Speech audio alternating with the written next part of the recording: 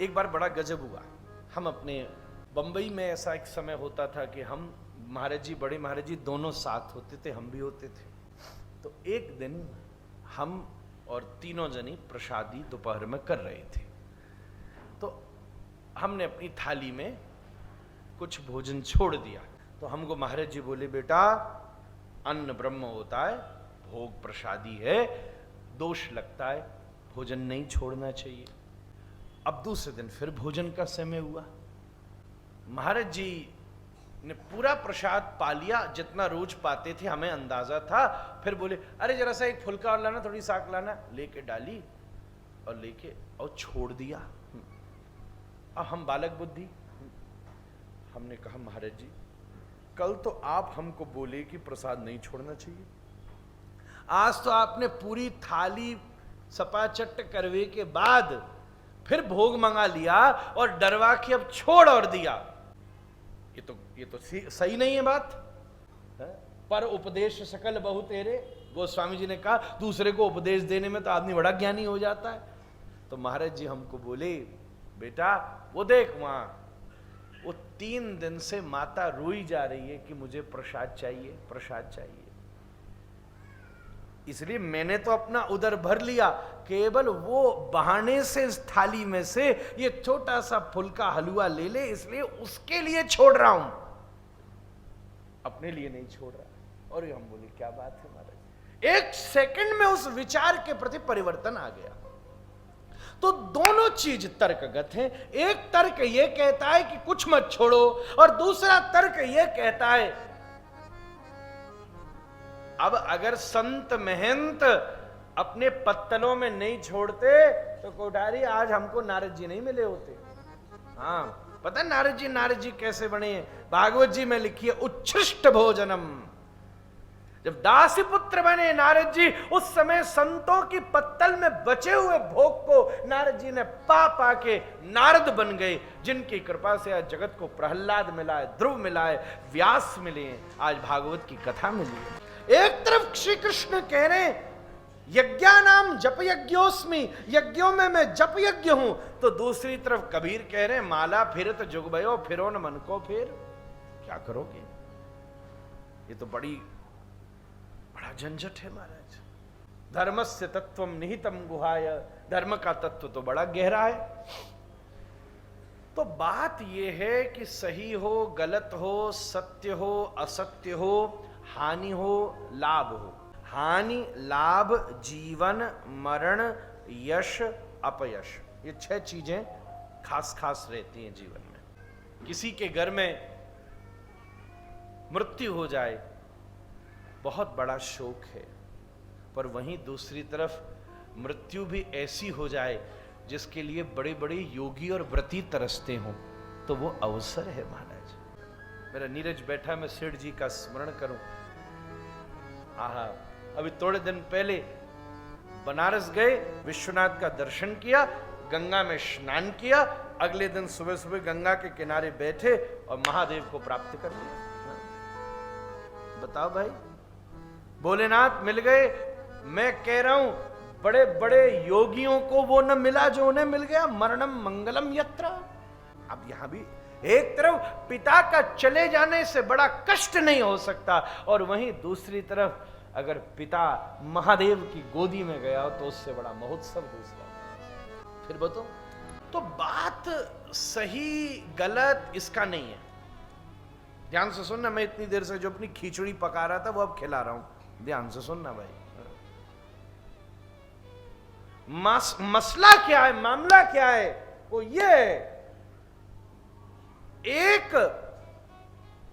कागज के ऊपर एक गोला बनाना हो, तो स्कूल में मास्टर साहब पेंसिल को प्रकाल में फंसाते हैं, कागज के हिसाब से सरकमस्फरेंस डिसाइड करते हैं और एक गोला घुमा देते हैं। ठीक ऐसा सदा होता है। हर व्यक्ति अपने कागज और अपनी जरूरत के हिसाब से गोला बनाता है। किसी के गोले में कितना सत्य आता है, किसी के गोले में कितना असत्य आता है, किसी के गोले में कितना हानि आती है, किसी के गोले में कितना लाभ आता है, सबकी अपनी परिभाषा है। कई बार हानि लाभ होती है, लाभ हानि होता है। निमाई पाठशाला में एक कहानी सुनाई गई थी, मुझे याद आ गई, तो मैं वो पहले सुनाऊं फिर खिचड़ी खिलाऊंगा। एक बार एक व्यक्ति रोज एक भोजनालय पर भोजन को जाता था, उसको वो अच्छा लगा तो रोज जाने लगा। तभी उसने एक दिन ये देखा कि जब भीड़ उस भोजनालय के समय पर, ऑफिस छूटते थे, जब दोपहर में लंच टाइम में भीड़ जाती थी उस रेस्टोरेंट में, तो उस भीड़ के साथ साथ एक व्यक्ति घुस जाता था और वहां खा लेता था। और जब थोड़ी देर बाद वो भीड़ निकलती थी तो उसी भीड़ में वो बिना बिल पे किए निकल जाता था।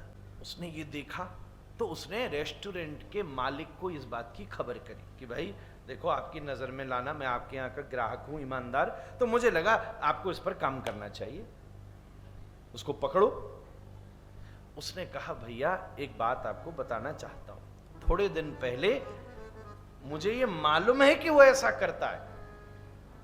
बोले मालूम है तो आपने कुछ किया क्यों नहीं? बोले बात तो सुनो, जब मुझे किसी एक व्यक्ति ने बताया कि रोज वो मेरा बिल दिए बिना यहां चला जाता है, तब एक दिन जब वो यहां आया तो जब निकला तो मैं उसके पीछे पीछे गया, तो मैंने देखा कि वो अगल बगल वाली सड़क के किनारे रहता है, सड़क पर सोता है।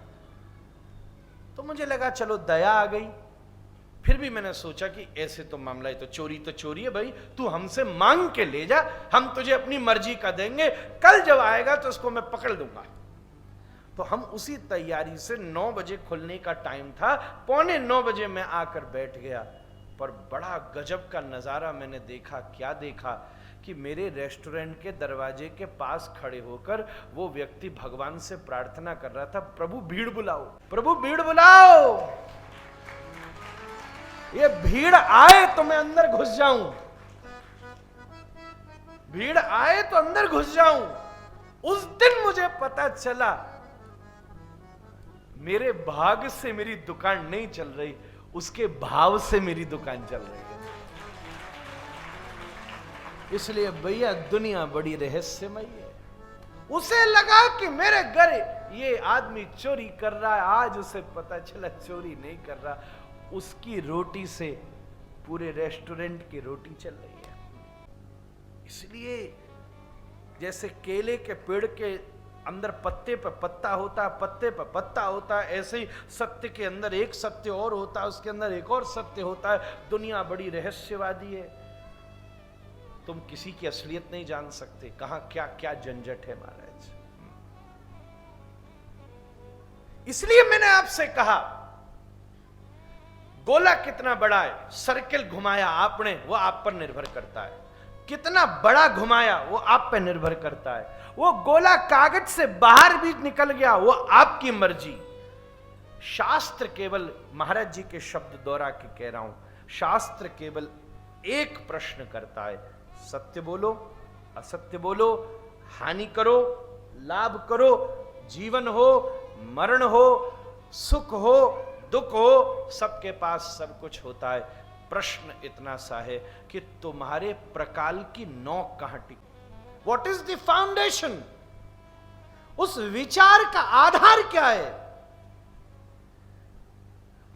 दान दुर्योधन भी करता है, सेवा दुर्योधन भी करता है, पुण्य दुर्योधन भी करता है। कृष्ण के सत्कार की वो व्यवस्था की है दुर्योधन ने, आज तक पांडवों ने भी नहीं करी ऐसी। कोसों दूर से गलीचे बिछाए थे, महाभारत पढ़िएगा, फूल लगाए थे, दुशासन के महल को सजा के तैयार किया गया था, 56 भोग लगाए थे दुर्योधन ने, ऐसी खातिर की व्यवस्था की थी। शायद मैं अगर गलत ना हूं तो पूरे कहीं ऐसी खातिर हो ही ना सकी। मथुरा में तो, वृंदावन में तो रात रात में आए तो माली लुटा, गोकुल मथुरा चले गए तो कंस बैठा था, द्वारिका चले गए तो द्वारिकावासी सो ही रहे थे। जो दुर्योधन ने कृष्ण की खातिर करी है आज तक किसी ने नहीं करी, पर भगवान ने उसकी खातिर स्वीकार नहीं करी, चूंकि उसके प्रकाल की नोक स्वार्थ पर टिकी। उसका सुख भी स्वार्थ में था, दुख भी स्वार्थ में था, वो प्रतिहिंसा में था कि मैं कैसे भी पांडवों को नीचा करूं। आपको पता है गजब की घटना है, दुर्योधन के हाथ की रेखा में एक ऐसी रेखा थी कि वो जो लुटाए वो 2 गुना आ जाए, ऐसी कहानी हमने सुनी है।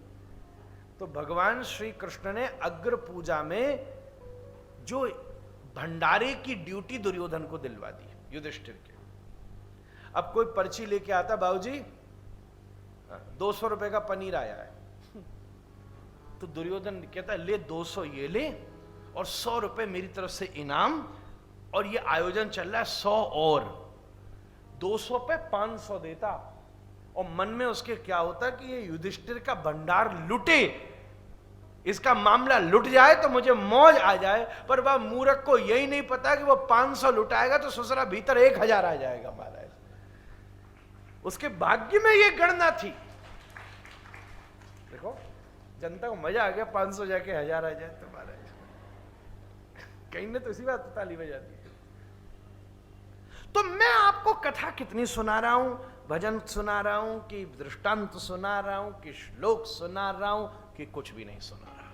कभी ऐसी भी कथा हो। एक महात्मा के प्रवचन में मैं गया, 2 घंटे मैं बैठा रहा और वो बैठा रहा, न वो कुछ बोला न मैं कुछ बोला और न जनता कुछ बोली।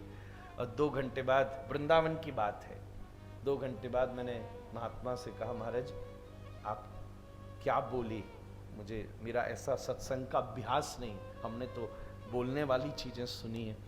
तो उस महात्मा हाथ पकड़ के मुझे अपने व्यास आसन के आगे ले गया जैसे फूल लग रहे। तो वहां लिख रखा था, if you can't understand my silence you can't understand my words. अगर तुम मेरे मौन को न समझ सके तो मेरे शब्द को भी क्या समझो। 2 घंटा बैठा रहा और जब उसके शिष्य निकले, ये वृंदावन की बात है, बिल्कुल अपने बिहारी जी के पास ही उनका स्थान है। दक्षिण के महात्मा थे, अब तो धाम प्रवेश कर गए। दक्षिण के महात्मा, अब भजनानंदी। और मैंने देखा जो वहां 200-400 लोग बैठे थे, जो वो गए ऐसे ही झूम के गए जैसे आप रोज यहां से कथा के बाद में झूमते हुए जाते हैं। मैंने उनसे पूछा तुमने क्या सुना, क्या क्या मजा आ गया महाराज। एक जना बोले महाराज जी जब हम गुरु जी को ऊपर बैठे देख रहे थे तो हमें याद आ रहा था कि उन्होंने क्या दत्तात्रेय उपाख्यान सुनाया था। दूसरा बोला आज मैंने राम कथा सुनी है। तीसरा बोला आज मैंने कृष्ण कथा सुनी है, आज मैंने सुनी कि शरद पूर्णिमा पे कृष्ण क्या नृत्य करते। चौथा बोला मैंने सुंदर कांड सुना। मैं बोला अगर कथा सुनाते तो केवल एक कथा सुनाते, चुप बैठे तो पूरा शास्त्र का साम्राज्य सुना दिया।